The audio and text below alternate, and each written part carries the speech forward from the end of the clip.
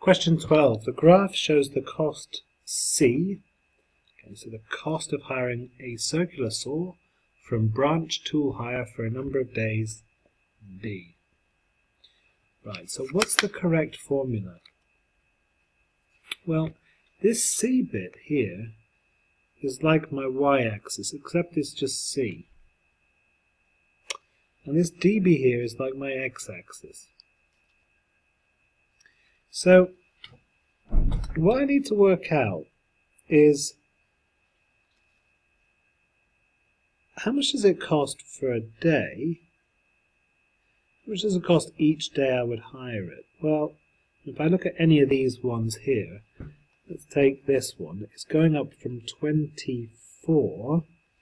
Be careful with the units. That'd be 22, 24, 26, 28, and so on. Yeah, 22, 24, 26, 28, 30. So it's going up here from 24 to 32. So it's going up 8 for each one it goes across. So that means it's £8 for each day. Okay. It's £8 for each day. It must be 8 times the day. 8 times how many days?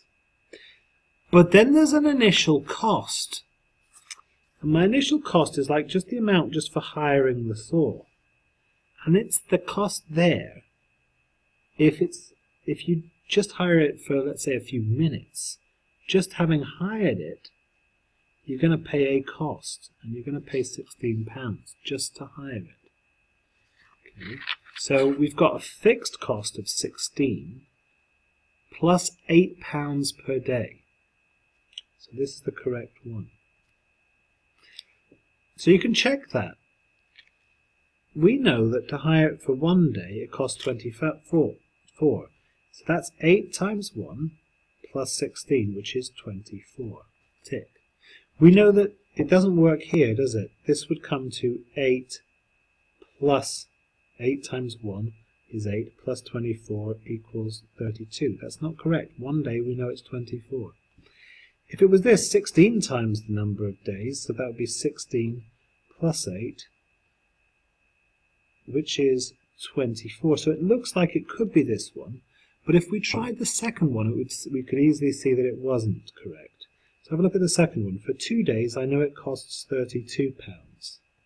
So what we have is 8 times 2 plus 16, which is 16, plus 16, which is 32, for this one.